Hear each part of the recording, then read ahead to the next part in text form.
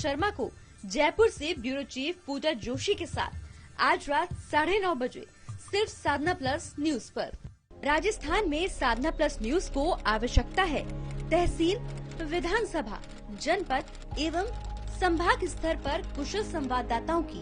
यदि आप भी राजस्थान में साधना प्लस न्यूज के पत्रकार बनकर काम करना चाहते हैं तो नीचे दिए गए नंबर पर संपर्क करें। नवीन कुमार यादव, स्थानीय संपादक, राजस्थान, साधना plus news. Mobile number 9990469916 9835630014।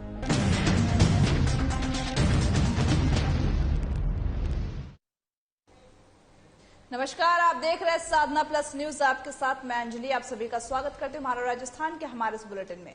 Shahrukh Khan की फिल्म बाजीगर, जिसका एक फेमस डायलॉग था कि हार कर जीतने वाले को बाजीगर कहते हैं। बाजीगर फिल्म का ये डायलॉग हमें आज भी इसीलिए याद आया है क्योंकि हमारे इस खास प्रोग्राम में घर की लक्ष्मी बेटी में दौसा की एक ऐसी ही शख्सियत जुड़ी है जो लगातार 15 साल की कड़ी मेहनत के बाद सफलता उन्होंने हासिल की है और आज ये समाज के लिए मिसाल बन बैठी है। देखिए हमारी इस खास रिपोर्ट को।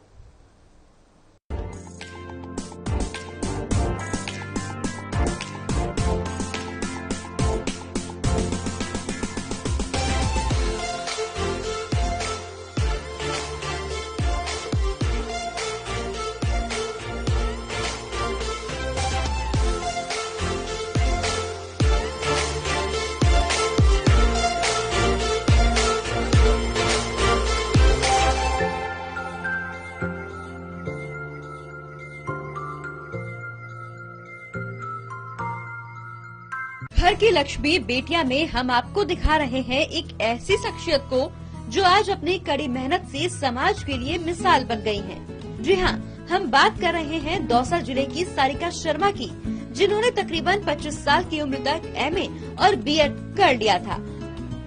उसके बाद लगातार 15 साल तक कंपटीशन की तैयारी करती रही, लेकिन 15 साल तक इन्हें सफलता नहीं मिली। यहाँ तक कि इन्होंने राजनीति में बीजेपी के टिकट से पार्षद का चुनाव भी लड़ा, लेकिन राजनीति में भी सफलता हासिल नहीं कर पाई। बावजूद इसके सारिका शर्मा किसी तरह की डिप्रेशन या फ्रस्ट्रेशन में नहीं आई और सफलता की आस में लगातार मेहनत करती ही रही। अंततः तकरीबन 40 साल की उम्र में जाकर इनका सरकारी सेवा के लिए चयन हुआ और आज सारिका जिला कलेक्ट्रेट में जूनियर असिस्टेंट ग्रेड 2 के पद पर कार्यरत है। ऐसे बहुत कम लोग होते हैं जिनका 40 साल की उम्र के दौरान सरकारी सेवा में चयन हो पाता है।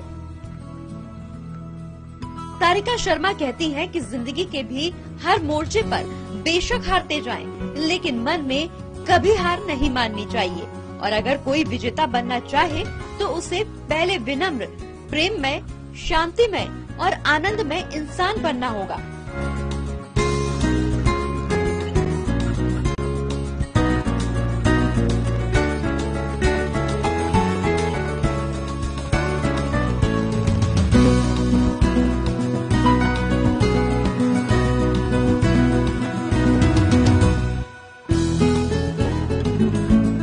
शतरंज खिलाड़ी विश्वनाथन आनंद इस हद तक लिखते हैं, जीतना आसान है, कठिन तो उसके बाद का दौर है। हार प्रयोग करने की प्रेरणा देती है, जीत इस राह पर चलने की प्रेरणा दे ही नहीं सकती। होने और पाने का सिलसिला हर एक के साथ ताउम्र जारी रहना चाहिए। आप कर सकते हैं, मन में ये विश्वास हो तो आधी जीत मिल ही जाती है। साथ ही आपको ये भी बता दें कि इसीलिए माना जाता है कि जिंदगी किसी खेल या परीक्षा की तरह जोखिम से भरी है। कोई इसे पहेली कहता है तो कोई इम्तिहान, तो कोई मौका। जो बीत गया उसे हरगिज दुरुस्त नहीं किया जा सकता, लेकिन आने वाले दौर का निर्माण जरूर किया जा सकता है। हार का गम भूलकर और खुद पर यकीन कर हर इंसान अपने लक्ष्य को हासिल कर सकता है, क्योंकि हर इंसान अपनी किस्मत खुद रचता है। जब किस्मत रचने में असफल होता है तो वो नियति बन जाती है। सारिका शर्मा कहती हैं कि सफल शख्स का राज यही है कि वो अपनी मंजिल पाने के लिए क्या जरूरी है ये जान जाता है और उस पर अमल भी करता है। नमस्कार। नमस्ते। बहुत बहुत स्वागत है आपका हमारे इस खास कार्यक्रम घर की लक्ष्मी बेटियां। आपका भी स्वागत। मेरा आपसे पहला सवाल सारिका जी ये है कि 15 साल से आप संघर्ष करती आ रही है और उसके बाद में 40 साल की उम्र में जाकर आपको सफलता प्राप्त हुई है, तो कैसा रहा ये संघर्ष का जीवन? ये संघर्ष का जीवन मेरे लिए बहुत ही कहो महत्वपूर्ण भी रहा कि मैंने इसमें कई उतार और चढ़ाव कई देखे, लेकिन मैंने सबसे ज्यादा प्रायोरिटी अपने परिवार को दी। तभी मुझे 40 साल की उम्र में जाके प्राप्त हो पाया, क्योंकि मेरे लिए परिवार पहले है और मेरी ख्वाहिशें बाद में। तो मैंने पहले परिवार, बच्चे भी छोटे थे और परिवार में मैं अकेली रहकर इस तरीके से, तो इसीलिए मैंने तो समाज का भी और लोगों के तानों का भी सामना किया है कि लगती तो है नहीं, क्यों करती हो आप इतना। तो लेकिन मैंने परवाह नहीं की और मैंने चलती चली गई कि कभी ना कभी तो ये होगा और कभी ना कभी संघर्ष में सफलता जरूर प्राप्त होगी। इसी तरीके से मैंने करती चली गई और इसमें मेरा सहयोग मेरे सास ससुर का और मतलब सभी का है। लेकिन मैं संघर्ष की तो कहानी क्या बताऊं। मैंने जैसे कि 15 साल जो होता है, 15 साल में मैं पढ़ती तो चली गई, लेकिन पढ़ने के साथ साथ मैं एक जुनून था कि कुछ करना है, कुछ करना है, यही मेरे अंदर चलता रहा। तो कभी कभी बच्चे, कभी पति, कभी सभी। तो मैंने राजनीति तक में भी अगर मेरा सामना हुआ, लेकिन मुझे राजनीति अच्छी नहीं लगती, लेकिन मैंने राजनीति बीजेपी से मेरा टिकट मिला और मैंने उसमें भी बहुत अच्छे से उसमें सहयोग किया, लोगों ने सराहाया भी। मैं सेकंड रनअप पे रही हूँ और लेकिन फिर जाके मुझे एक सफलता का एक दौर प्राप्त हुआ। सारिका जी, जैसा कि आपने बताया, आपने 15 साल मेहनत के बाद में 40 साल की उम्र में आपने अपने लक्ष्य को प्राप्त किया, ठीक है। तो लेकिन आज की जनरेशन की हम बात करें तो कंपटीशन बहुत है, बहुत बड़ा है, लेकिन उसके बावजूद लोग हार मान लेते हैं, वो सोचते हैं कि हम हार गए हैं। तो आप इसी को लेकर आज की जनरेशन को क्या संदेश देना चाहेंगे आपके माध्यम से? मैं संदेश तो मैं क्या दे सकती हूँ, लेकिन मैं तो बस इतना ही कह सकती हूँ कि अगर आप में उड़ने की चाह है, हौसलों की उड़ान है, आपको पंख लगे हैं, तो उड़ना जरूर चाहिए। तो यही मैं तो कहना चाहती हूँ कि जैसे कि कितना ही संघर्ष हो, एक बार गिरोगे, 2 बार गिरोगे। हमने चींटी से बहुत कुछ सीखा है। चींटी बार बार गिरती है, फिर भी वो चढ़ती है। उसी तरीके से हमें भी कभी हार मान के एक जगह नहीं बैठना चाहिए, आगे बढ़ते रहना चाहिए, हमें तो संघर्ष करते रहना चाहिए। देखिए, एक तरफ आज की जनरेशन की हम बात करें तो लोग क्या होते हैं, बच्चे हैं, कंपटीशन बढ़ता जा रहा है जैसा आप भी जानते हैं, लेकिन मतलब कि एक बार गिरने के बाद में 2 बार हार मान लेते हैं। वो इसका असली कारण क्या है? आजकल लोगों को बहुत कुछ जल्दी चाहिए होता है, वो बहुत जल्दी प्राप्त करने की कोशिश करना चाहते हैं कि हम बहुत जल्दी ही सब कुछ पा लें, लेकिन ऐसा नहीं है। आप आपके लिए समय और सब कुछ आपको एक साथ नहीं मिल सकता, आपको उसमें समय लगता है। मैं यही कहना चाहूंगी आज की युवा पीढ़ी से कि हार मान के बैठ जाना कोई उसका हल नहीं है। आपको आगे बढ़ना चाहिए, आगे पढ़ना चाहिए, आगे बढ़ते रहना चाहिए। आपका समाज आपके साथ है, आपका परिवार आपके साथ है, तो आप क्यों। आजकल सुसाइड बहुत केसेस हो रहे हैं, वो इसी कारण से बच्चे आजकल देखो जाए तो 12th के बाद में ही सुसाइड वाले केसेस हो जाते हैं। इतनी जल्दी हार मान लेते हैं, क्यों मान लेते हैं? क्योंकि क्या होता है कि समाज का प्रेशर होता है, उनके ऊपर दबाव होता है कि तूने कुछ किया नहीं, तूने अब तक कुछ किया नहीं। लेकिन मैं उन समाज से भी ये कहना चाहूंगी कि दबाने के बजाय उनको उठाना सिखाओ, क्योंकि जो उठ जाएंगे तो अपने आप ही सब कुछ सही हो जाएगा। हमारा जो आज समाज है, इससे मैं तो बालिकाओं के लिए भी ये कहना चाहूंगी, आज बालिकाएं सबसे ज्यादा आगे बढ़ रही है।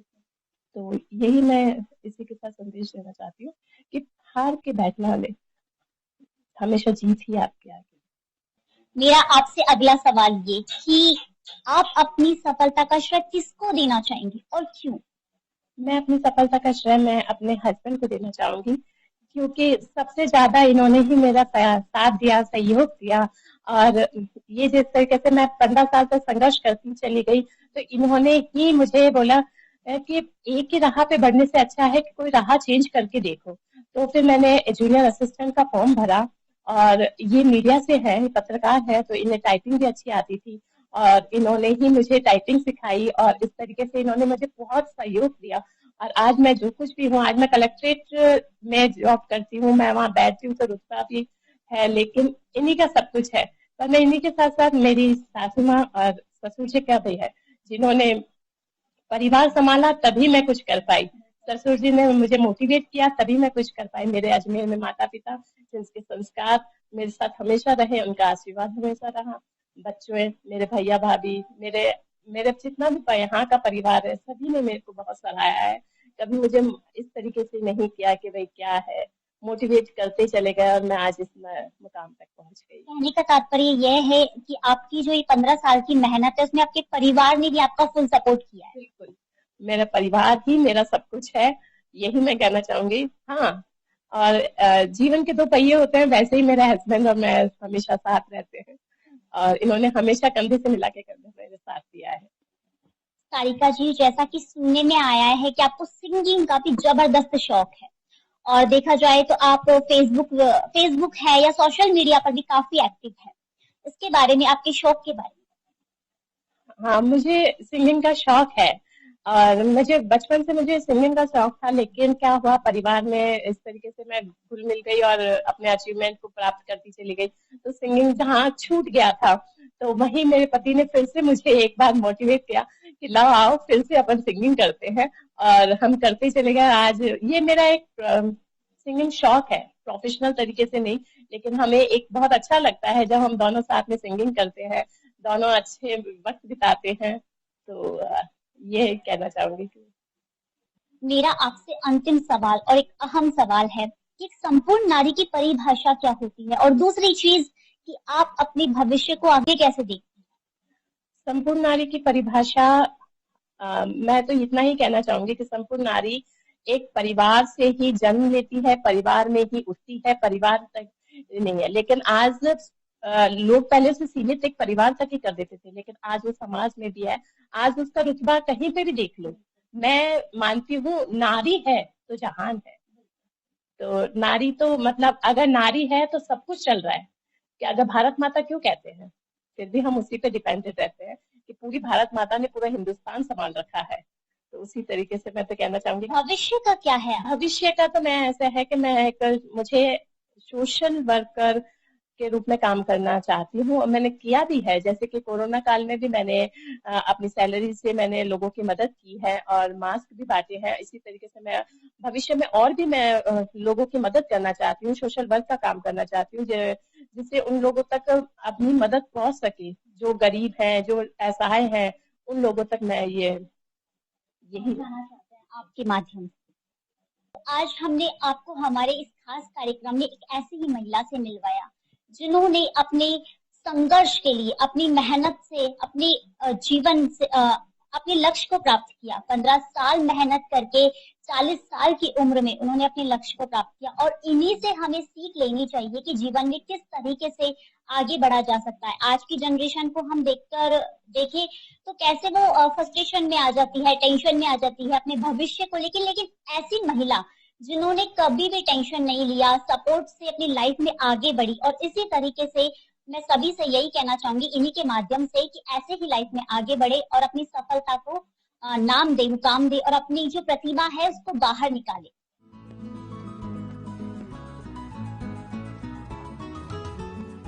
आपने देखा, संघर्षों से भरी सारिका शर्मा की कहानी रही। बावजूद इसके उन्होंने हार नहीं मानी। उन्होंने यही कहा कि जीवन में कुछ भी असंभव नहीं है। अगर हम ठान लें या दृढ़ निश्चय कर लें कि हमें हमारे लक्ष्य तक जाना है, फिर इंसान को उसकी मंजिल जरूर हासिल हो जाती है। इन्होंने साधना प्लस चैनल के माध्यम से आज की महिलाओं को प्रेरणा देते हुए कहा कि अपनी प्रतिभाओं को बाहर निकालो और अपने टैलेंट को दबने ना दो। एक बार हारना जीवन भर की हार नहीं होता है। जीवन में जीतने के लिए हारना भी उतना ही जरूरी है।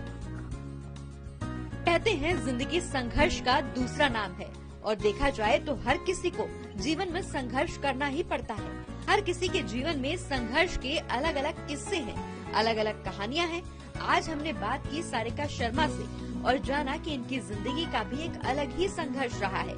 15 सालों तक लोगों के ताने सुनते रहने के साथ ही हार झेलते रहने के बाद भी इनके हौसले कम नहीं हुए। ये लगातार मेहनत में जुटी रही और अंततः इन्होंने सफलता हासिल ही कर ली, जो कि वाकई काबिले तारीफ है। साथ ही ये आज के युवाओं के लिए प्रेरणा स्रोत भी हैं, खासकर उन युवाओं के लिए जो कुछ असफलता मिलने मात्र से ही घुटने टेक देते हैं और फ्रस्ट्रेशन में आकर जीवन के कुछ गलत फैसले ले लेते हैं। ऐसे युवाओं को जरूरत है सारिका शर्मा के संघर्ष में जीवन से कुछ सीखने की। उम्मीद करते हैं कि आज का ये कार्यक्रम आपको पसंद आया होगा। अगली बार जब मिलेंगे तो फिर किसी ऐसे ही शख्सियत से रूबरू होंगे। तब तक के लिए दीजिए इजाजत। जब कोई बात बिगड़ जाए, जब कोई मुश्किल पड़ जाए, तुम देना साथ मेरा वो हमनवा। जब कोई बात बिगड़ जाए, जब कोई मुश्किल पड़ जाए, तुम देना साथ मेरा ओ हमनवा।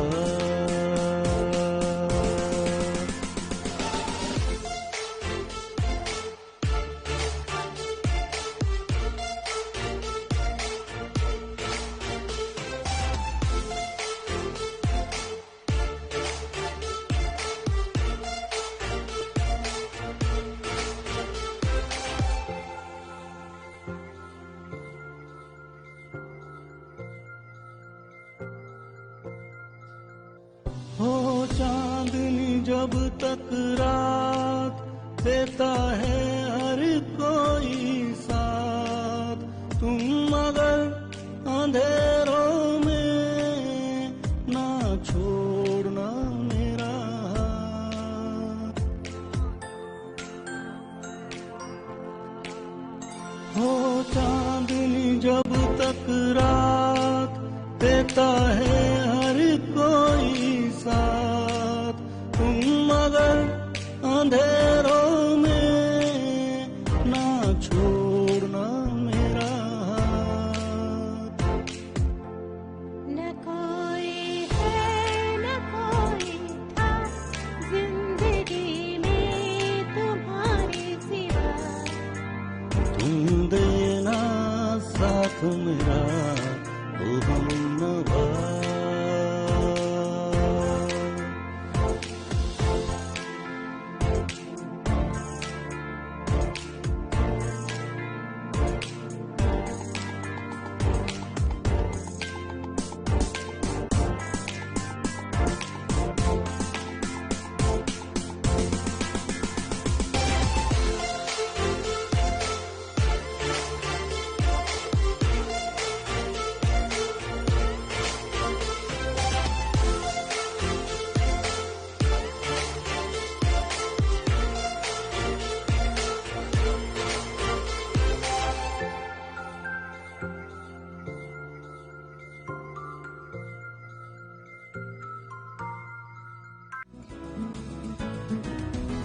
साधना प्लस न्यूज के लिए जयपुर से जयंत शर्मा के साथ पूजा जोशी की रिपोर्ट।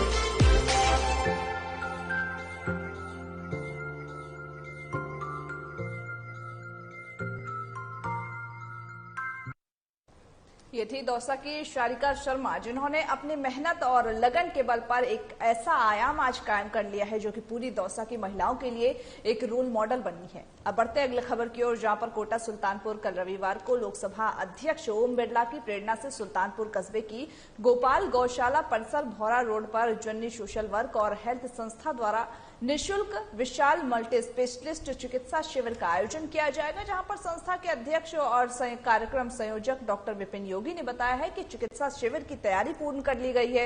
वहीं कोटा के सुप्रसिद्ध 16 चिकित्सकों की टीम शिविर में आ रही है, जिसमें कि MBBS मेडिकल कॉलेज चिकित्सालय और प्राइवेट हॉस्पिटल के चिकित्सक जो है वो कई लोग इसमें हिस्सा लेंगे। इसमें सभी प्रकार के रोगों का इलाज होगा, जैसे कि आंख, नाक, कान, गला, फेफड़ा, साथ ही स्त्री रोग, शिशु रोग का चिकित्सकों द्वारा परामर्श दिया जाएगा और प्राइवेट हॉस्पिटल से आने वाले चिकित्सक कैंप में आने वाले मरीजों को अपने अस्पतालों में रियायती दरों में शल्यक्रिया भी कराएंगे।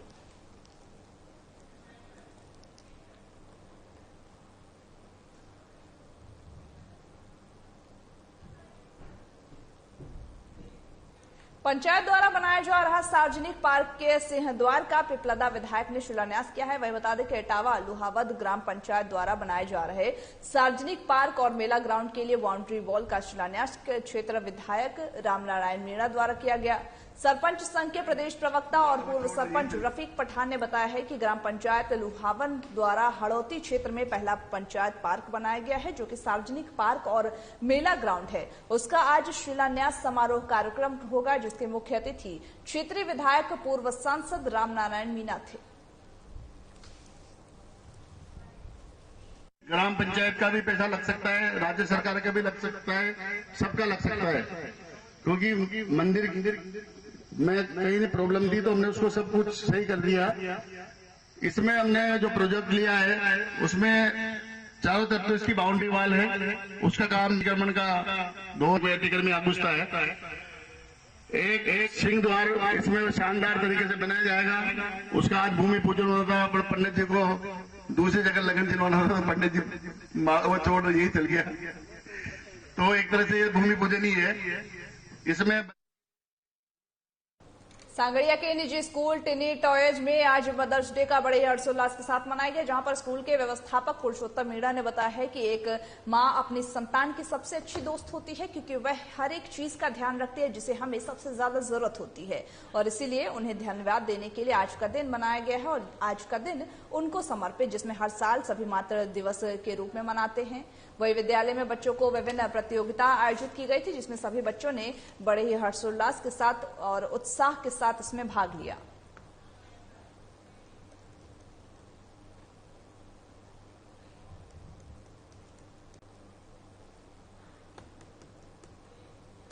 देश में पहले से ही महंगाई से परेशान आम आदमी को एक और झटका लगा है, जहां पर किचन पर एक बार फिर महंगाई की मार पड़ी है। घरेलू एलपीजी सिलेंडर की कीमत में 50 रुपए का इजाफा हुआ है। बता दें कि जहां पर 14.2 किलो की घरेलू रसोई गैस सिलेंडर की कीमत में आज से 50 रुपए की बढ़ोतरी की गई है। घरेलू एलपीजी सिलेंडर की नई कीमत अब 999.50 रुपए प्रति सिलेंडर होगी, जहां पर एलपीजी सिलेंडर की बढ़ी हुई कीमत से आज से पूरे देश में लागू हो गई है।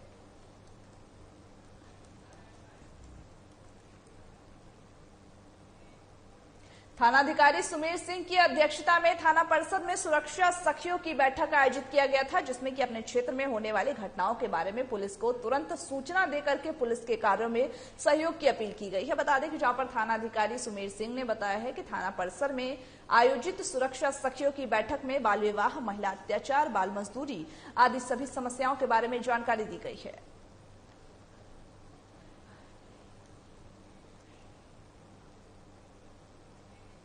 डीग क्षेत्र में शुक्रवार की रात को अवैध हथियारों की सूचना पर पास के गांव में दबिश देने गई पुलिस पर बदमाशों ने फायरिंग कर दी, जहां पर घटना में डीग थाना प्रभारी राजेश पाठक और एक कांस्टेबल घायल हो गए हैं। घायलों को डीग के अस्पताल में भर्ती कराया गया, जहां से प्रारंभिक उपचार के बाद दोनों को आरबीएम जिला अस्पताल रेफर कर दिया गया है।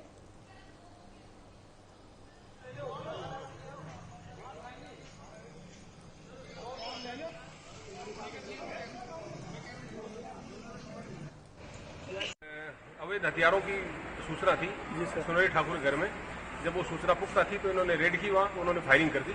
इसमें एसएस साहब के सर में लगी है और एक कांस्टेबल जीतू उसके भी सर में लगी है। क्या कोई फायरिंग हुई थी सर? फायरिंग उन्होंने बदमाशों ने फायरिंग कर दी। तो कोतवाल साहब के कहाँ लगी है सर? सर में लगी। क्या कोई गोली लगी है सर? हाँ, गोली लगी।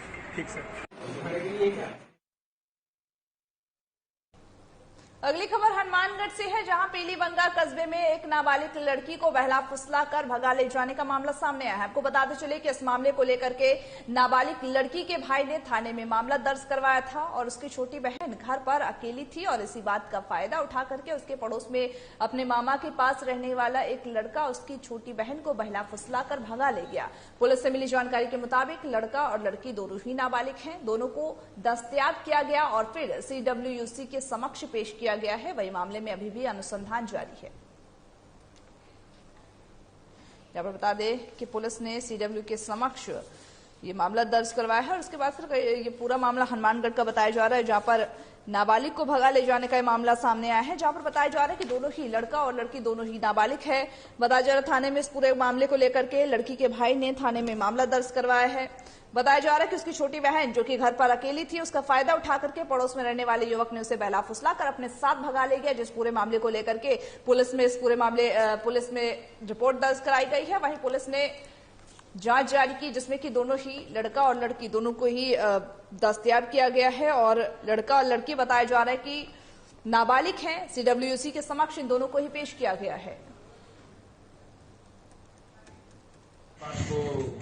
थाना में एक मुकदमा दर्ज हुआ था, जिसमें एक नाबालिग द्वारा ही नाबालिग को भगाने का मामला था। इसकी मुकदमा दर्ज कर जिसमें तफ्तीश परमिंदर जी को दी गई थी, जिन्होंने इनको दस्तयाब किया और दस्तयाब करने के बाद में सीडब्ल्यूसी के पेश किया है। आगे की कार्रवाई जारी है। हमारे राजस्थान के हमारे इस बुलेटिन में बस इतना ही। मुझे दीजिए इजाजत। नमस्कार।